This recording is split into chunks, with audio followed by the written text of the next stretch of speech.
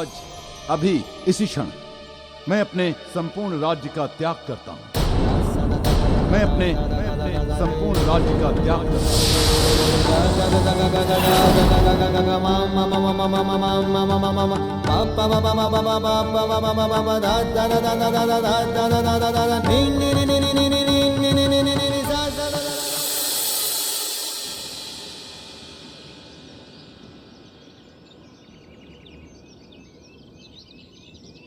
स्वामी,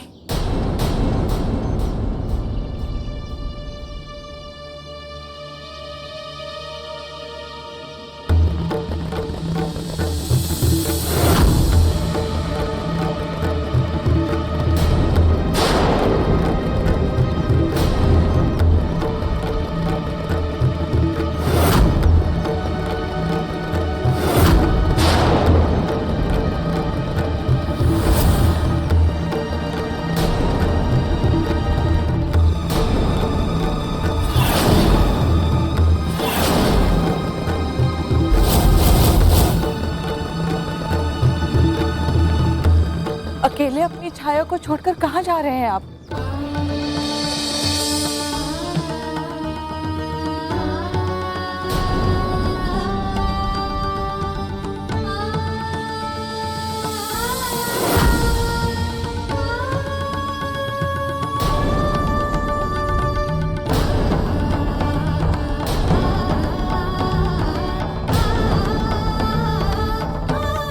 देवी अंजना, आप यहाँ और इस भेष में?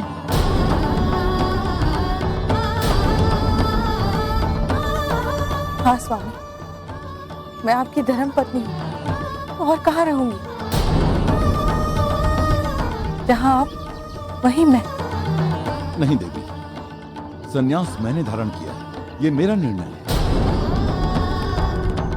आप संन्यास धारण करें, आपको ना ही अनिवार्य ना ही बाध्यता है। आप स्वतंत्र हैं अपनी इच्छा अनुसार जीवन जीने के लिए।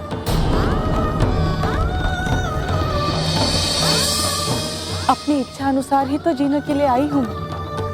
एक विनती है आपसे, मुझे आपके साथ आने के लिए मत रोकिए। मैं भी आप ही की मार्ग पर चलना चाहती हूँ। देवी अंजना, ये तो अति प्रसन्नता होगी आपके मुख से ये बात सुनकर कि आप भी उस सच्चे सुख के मार्ग पर चलना चाहती हैं। इस विलक्षण आनंद का अनुभूति कीजिए। आइए चलिए।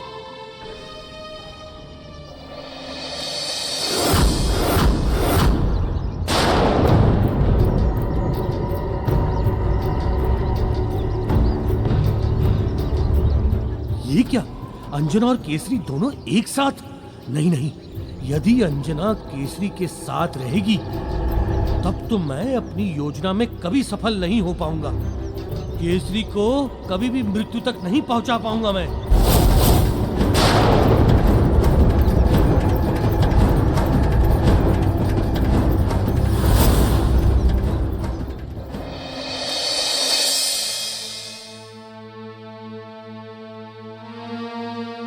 नीलम, किंतु ये हुआ कैसे? मारुति तुम्हारे जाल से बचा कैसे? नीलम, यदि ये कार्य तुम नहीं कर सकते तो मुझे स्पष्ट कहो, मैं उसे स्वयं हटाऊंगा अपने मार्ग से। अब मैं धन का देवता बनने के लिए और प्रतीक्षा नहीं कर सकता।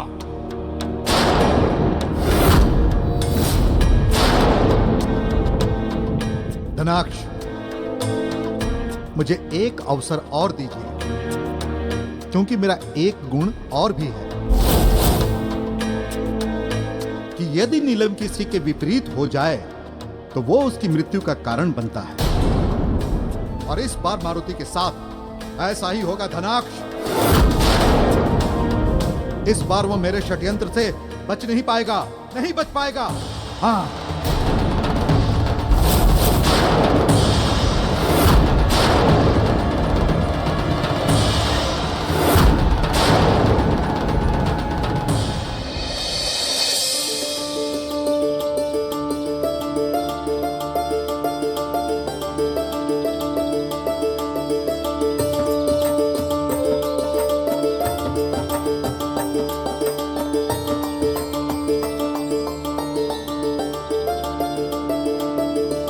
अब मुझे ऋषि मतंग के आश्रम पहुंचते ही रत्नों की मुक्ति का उपाय करना होगा।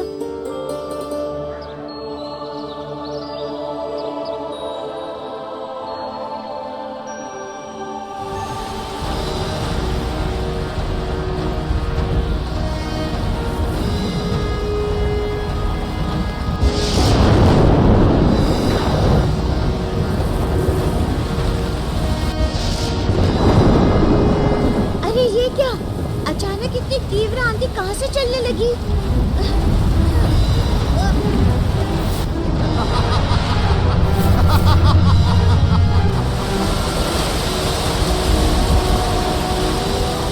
मारुति, इस आंधी का कारण ऋतु परिवर्तन नहीं है, ये मेरा व्यू है, नीलम का व्यू।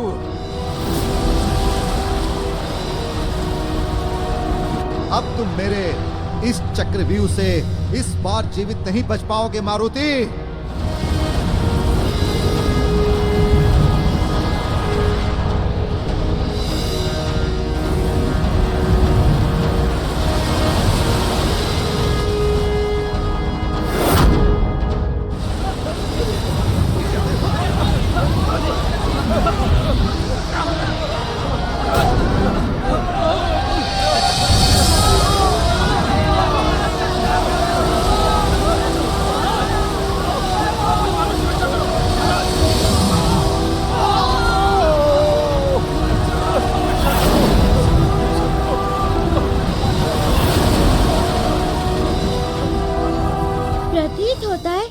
कुछ लोग आंधी में फंस गए हैं। मुझे उनकी सहायता करनी होगी।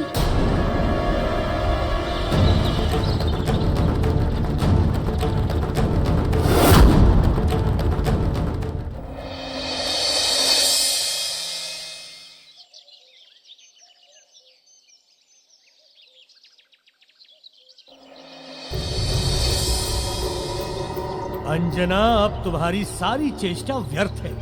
केसरी गोमेद के प्रभाव से बच नहीं सकता, किसी भी परिस्थिति में बच नहीं सकता। मैं बचने ही नहीं दूंगा उसे।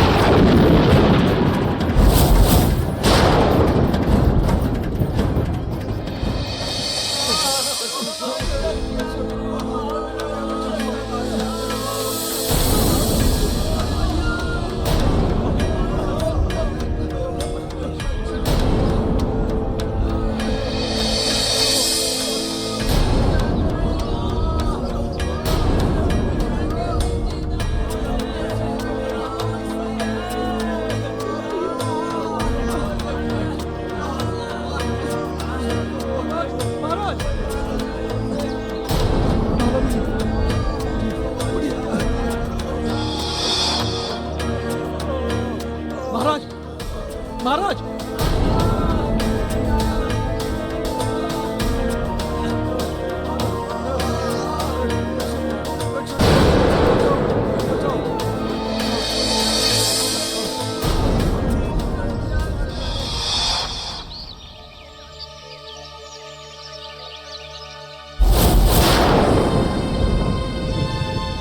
जय महाकाल। प्रणाम बाबा।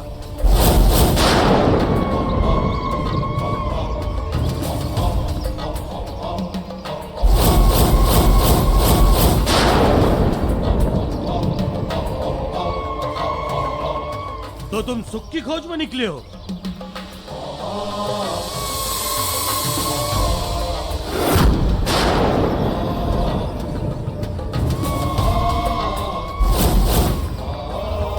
हाँ बाबा, किंतु आपने कैसे जाना? अपनी दिव्य दृष्टि से बच्चा, अपनी दिव्य दृष्टि से। कुछ भी गुप्त नहीं है हमसे। तो बाबा बताइए ना, मुझे सच्चा सुख कब प्राप्त होगा?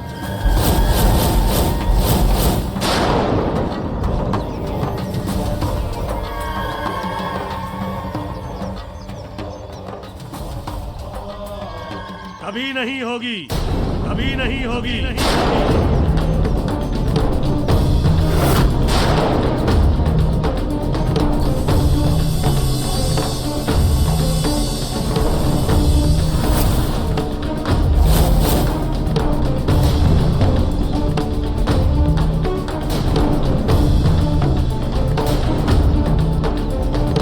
क्यों नहीं बाबा?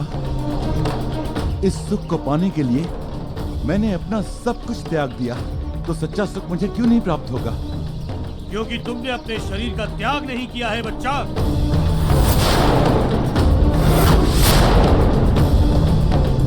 जिस सुख की प्राप्ति हेतु तुम जा रहे हो, उस मार्ग में सबसे बड़ी बाधा तुम्हारा ये शरीर ही है।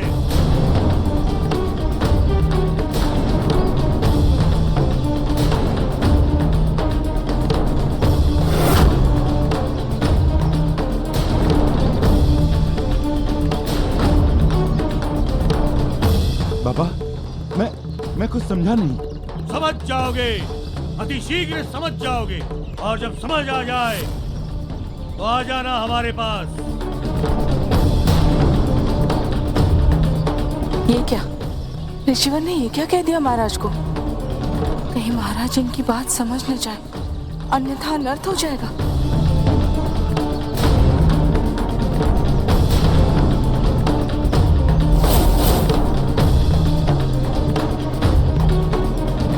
अच्छा बाबा, अब हमें आप आज्ञा दें।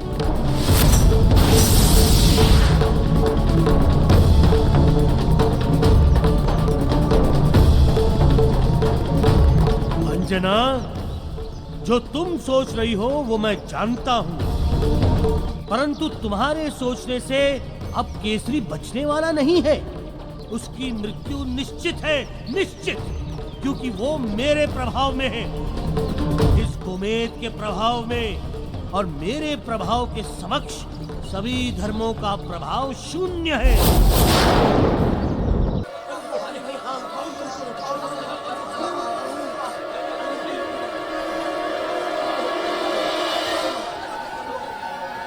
मेरा पुत्र कहाँ है? कहाँ है मेरा पुत्र? महाराज, युवराज तो कहीं दिखाई नहीं दे रहे हैं महाराज। दिखाई नहीं दे रहा है? अरे अभी मेरे साथ यही था।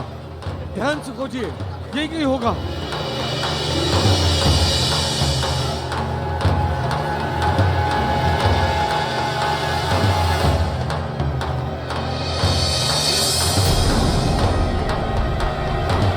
चलिए राजन, हमारे साथ आइए।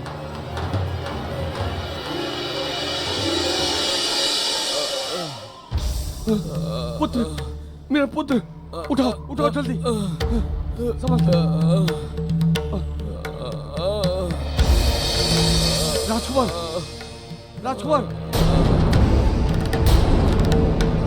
पुत्र, पुत्र, पुत्र, पुत्र, पुत्र, जल, जल, जल पिताश्री। कोई जल लाओ शीघ्र। मेरे पुत्र को जल चाहिए। जी महाराज। राजकुमार, राजकुमार, आँख खोलो पुत्र। जल, जल।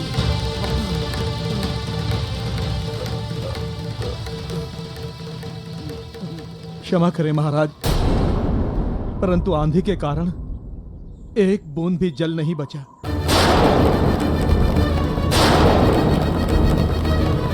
सब गिर गया महाराज।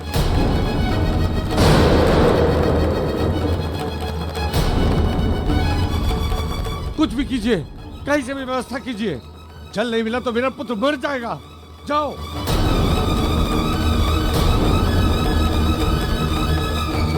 जल, जल।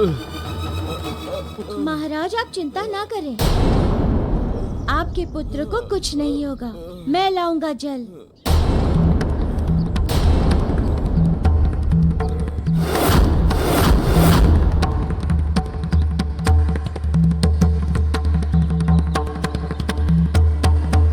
धैर्य रखो राजकुमार, पुत्र, सब कुशल होगा।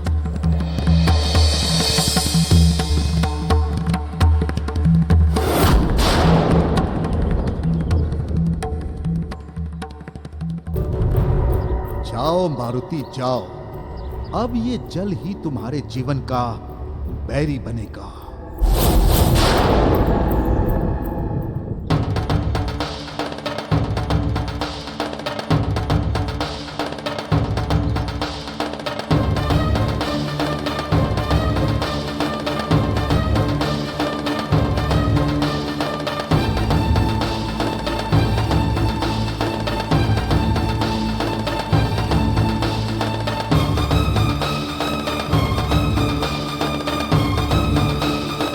सघन वन के कारण तो नदी की दिशा का ज्ञान ही नहीं हो रहा है। कैसे पता करूं कि नदी किस ओर है?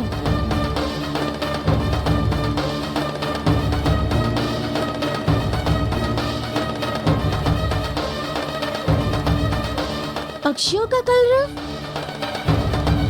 इसका तात्पर्य ये है कि इसी दिशा में कहीं आसपास ही नदी है। अब शीघ्र ही राजकुमार के जीवन का संकट दूर हो सकेगा।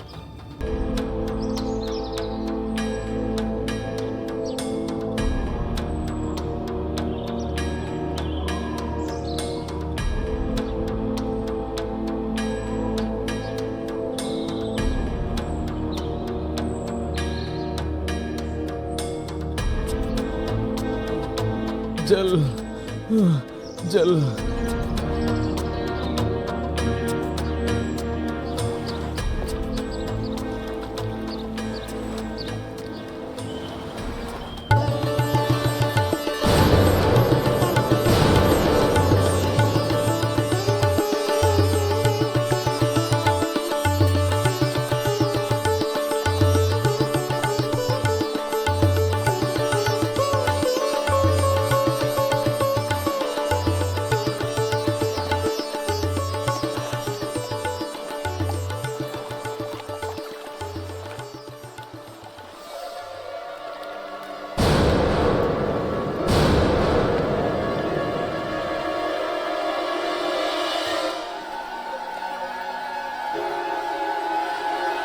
ये क्या? ये जल तो नीलवर्ण है।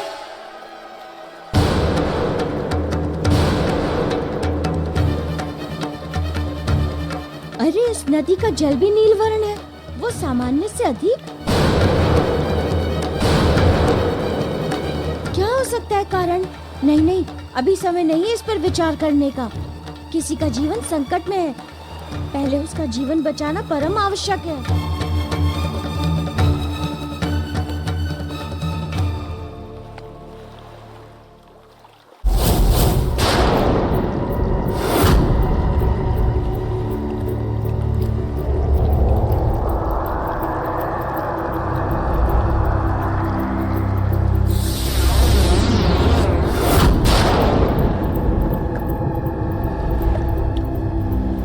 मारुति, तुम्हारा संशय सत्य था कि इस नदी का जल सामान्य से अधिक नीलमय कैसे हो गया। तो सुनो मारुति, ये मेरे कारण था।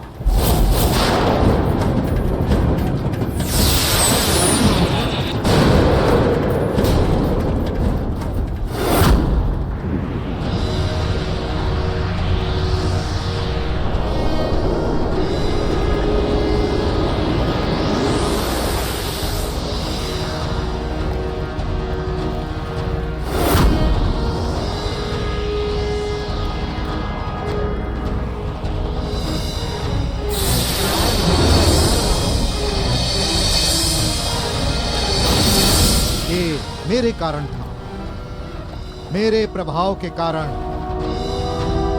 मेरे विषाक्त तत्वों के कारण। और अब यही विषाक्त तत्व तुम्हारे जीवन की दिशा बदलेगी। अब तुम उसी दिशा में जाओगे जिस दिशा में मैं तुम्हें ले जाना चाहता हूं। हाँ मारुति, हाँ।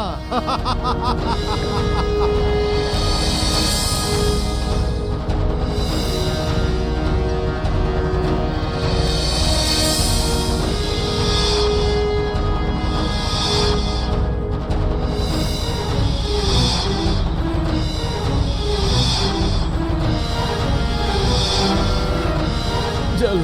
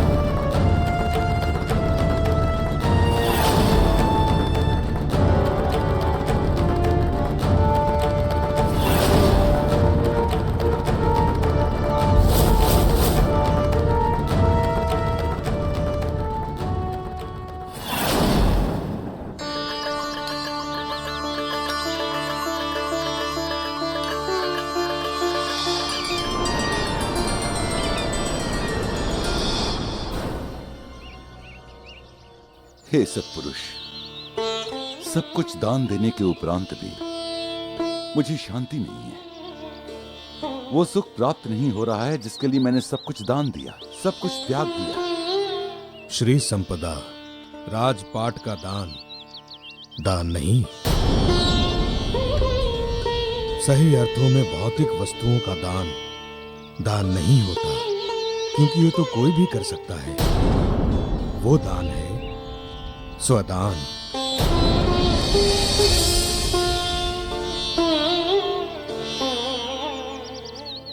स्वदान? ऋषिवर, मैं कुछ समझा नहीं ऋषिवर।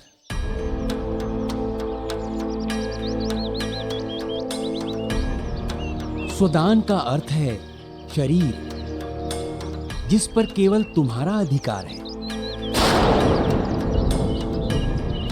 इसलिए जब तक यह शरीर तुम्हारे साथ है, तुम्हें सच्चे सुख की प्राप्ति कभी नहीं हो सकती।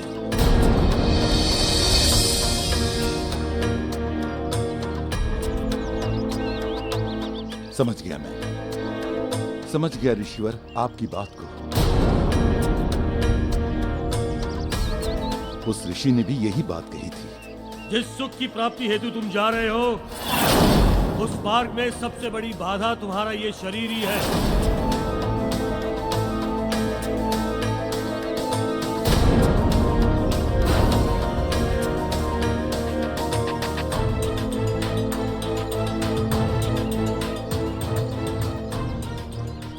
देवी अंजना, उस ऋषि की कही हुई बात का मर्म मैं समझ गया।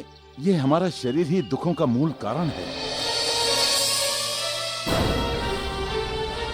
इसलिए सच्चे सुख की प्राप्ति के लिए मुझे अपने इस नश्वर शरीर का त्याग करना होगा। देवी अंजना, शरीर का त्याग करना होगा, शरीर का त्याग करना होगा, शरीर का त्याग करना होगा, शरीर का त्याग करना होगा।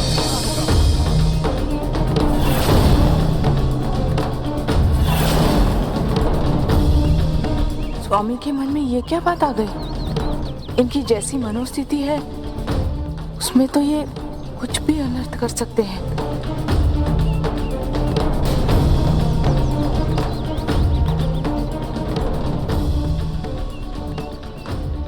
स्वामी, आप जो कह रहे हैं वो सत्य है, किंतु आप अपनी बात का भावार्थ भली भांति नहीं समझे। देवी अंजना, आपके कहने का तात्पर्य क्या है? बहुत सरल है स्वामी, हमारा शरीर ही तो सुख का मूलाधार है। इस शरीर से ही तो हमें सुख की अनुभूति होती है। यदि शरीर ही ना हो तो सुख की अनुभूति कैसे होगी? इसीलिए इस शरीर को साधन बनाकर साधना करने से ही सच्चे सुख की प्राप्ति होगी।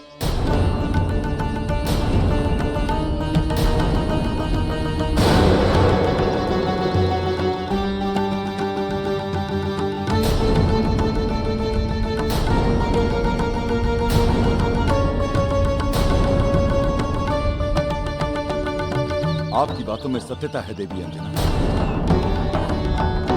उस ऋषि की कही हुई बातों का असली मर्म मैं समझ नहीं पाया।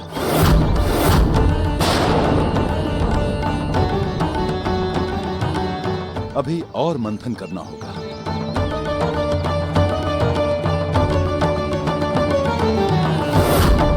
अंजना, तुम मेरे मार्ग में बहुत बड़ी बाधा हो। एक बार पुनः यह सिद्ध हो गया कि जब तक तुम केसरी के साथ हो, मैं अपने उद्देश्य में कभी सफल नहीं हो पाऊंगा, कभी नहीं।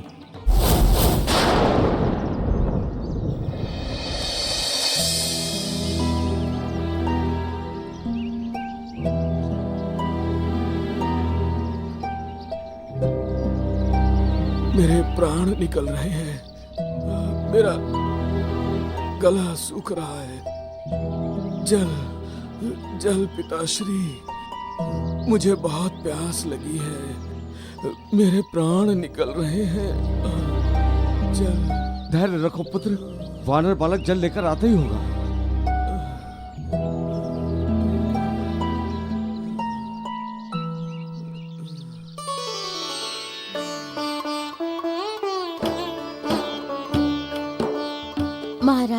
मैं जल लेकर आ गया। ला दो। लो पुत्र।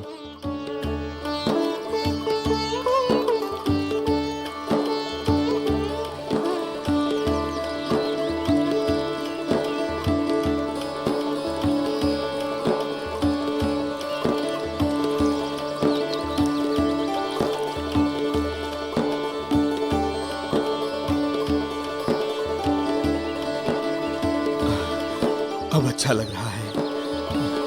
अब प्यास बुझी है।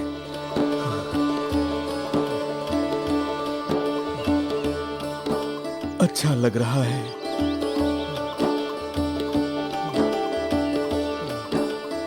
मेरे पुत्र के प्राणों की रक्षा के लिए तुम्हारा बहुत बहुत धन्यवाद बालक। पुत्र, ये जल मुझे दे दो। मुझे भी बहुत प्यास लगी है।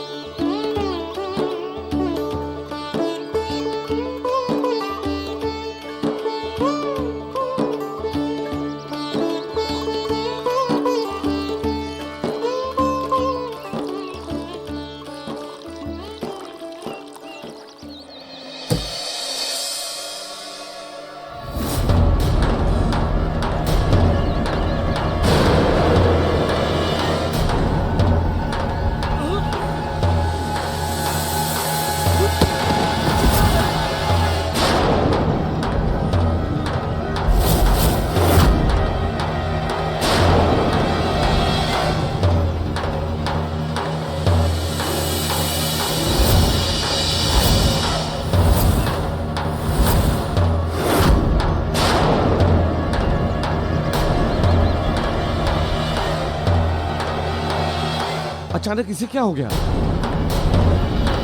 ये गिर क्यों गया?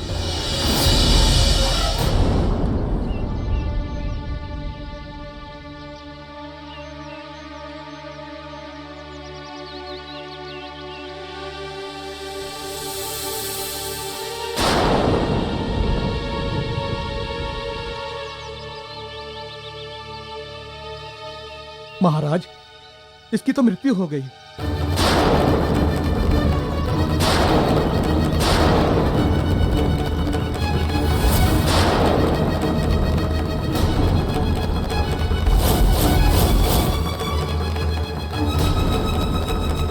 मृत्यु हो गई? किंतु क्यों? जल पीने से कोई कैसे मर सकता है? पिताश्री, पिताश्री, मेरा कंठ सूख रहा है।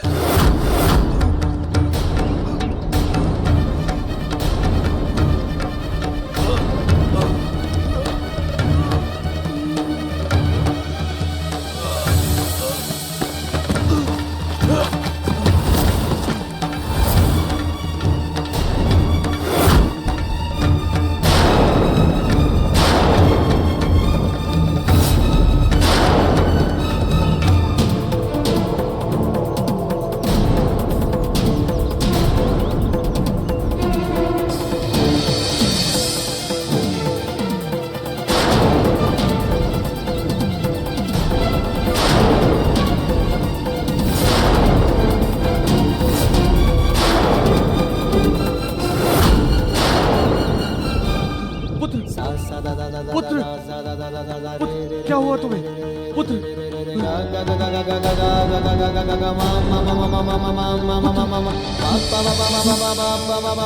मेरे पुत्र,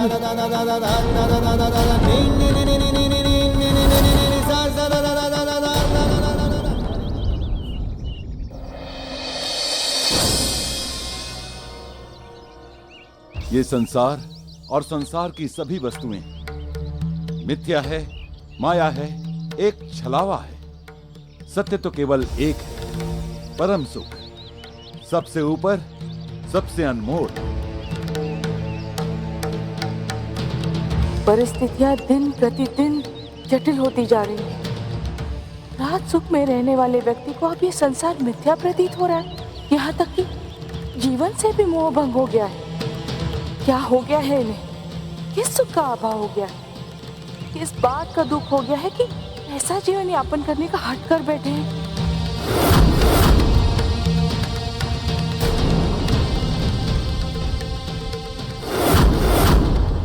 अंजना, ये तुम्हारे पति का हट नहीं है। मेरे कारण ये जीवन उसकी विवशता है, विवशता। विरक्त कर दिया है मैंने उसे, सब कुछ से विरक्त। अब केवल पृथक करना है मुझे उसको तुमसे, ताकि मैं अपने उद्देश्य में सफल हो सकूं।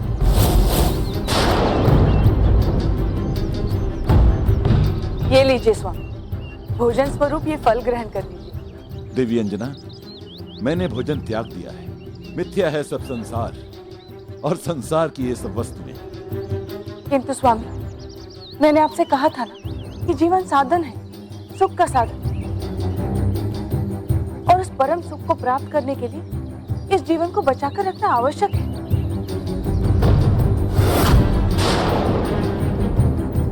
और जीवन को बचाने का आधार भोजन होता है। इसीलिए स्वामी, आपको ये भोजन करना ही होगा।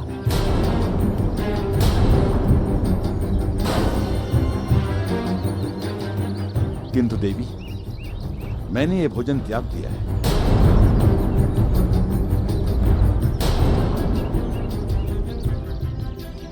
किंतु स्वामी, देवी, मैंने ये भोजन त्याग दिया है।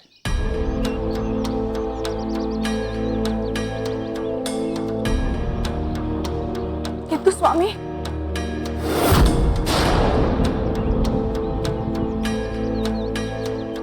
स्वामी, ये अन्न नहीं है, भोजन अन्न होता है, और ये तो फल है, और फलाहार आहार नहीं होता है। आइए, मैं आपको अपने हाथों से खिलाती हूँ। ठीक है देवी अंजना, खिलाइए।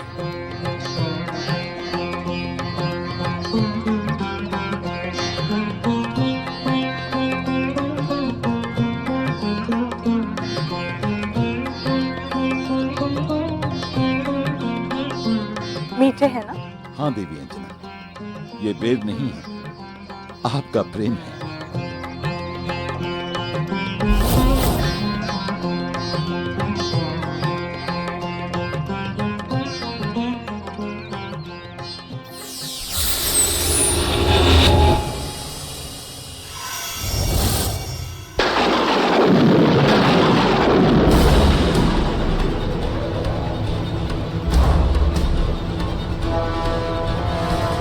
भगवान की असीम कृपा है जो आपको मेरा प्रेम मिथ्या नहीं लग रहा है। अनुभूति है मेरे प्रेम की आपके अंतःकरण में।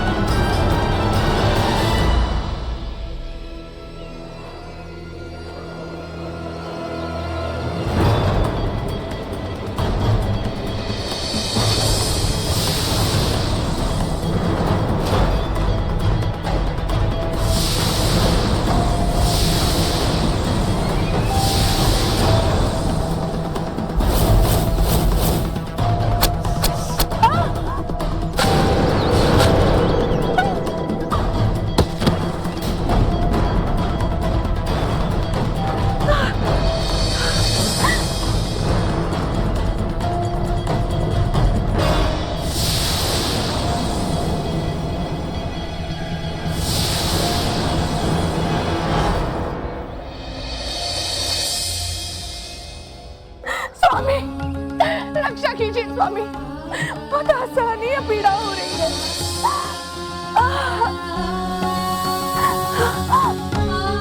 देवी अंजना, मैं शीघ्र ही किसी वैद्य या ऋषि को लेकर आता हूँ। आप साहस रखिए।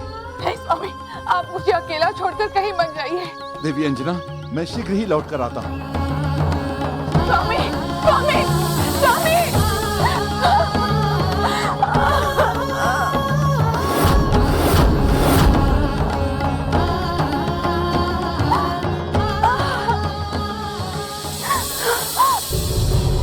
अंजना, अब तुम्हारा स्वामी कभी नहीं लौटेगा, कभी नहीं।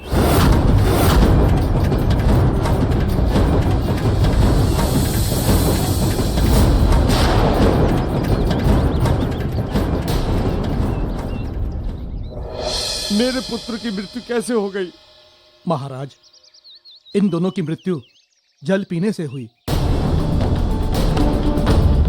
बोध होता है कि इस जल में विष था।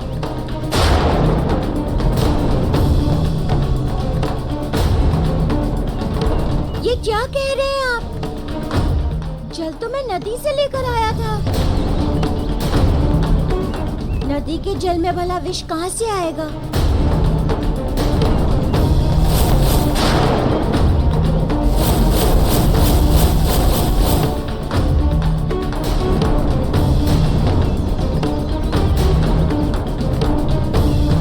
ऐसा प्रतीत होता है मानो यहाँ कोई बहुत ही बड़ा अपराध हुआ है और उस अपराध का आरोप व्यर्थ में इस बालक के सर मढ़ा जा रहा है। ये बालक निर्दोष नहीं है। इसने विष देकर मेरे पुत्र की हत्या कर दी है।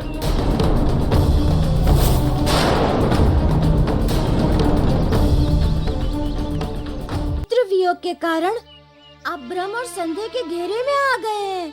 उससे बाहर निकलिए। मेरी बात का विश्वास कीजिए। मेरे जल में विष नहीं था।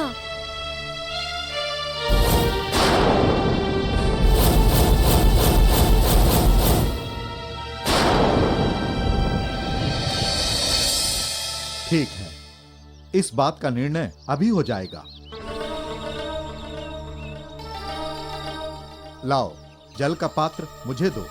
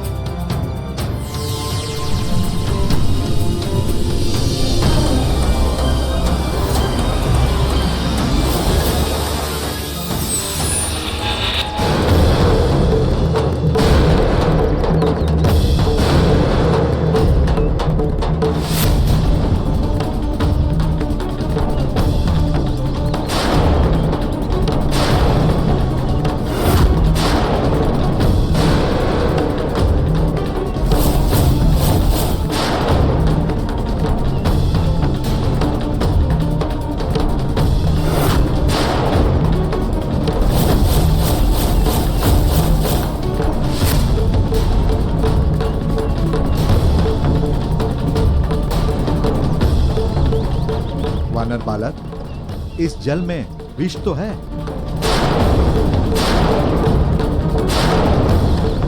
और ये विष बहुत ही प्रभावी है। किंतु ये जल तो मैं नदी से लाया था। नदी का जल कैसे विषाक्त हो सकता है? इस बात का स्पष्टीकरण तो नदी के पास चलकर ही होगा वानर बालक। कि ये जल सचमुच नदी का है या कहीं और का। तुम सत्य कहते हो। अब इसके अपराध का निर्णय नदी ही करेगी।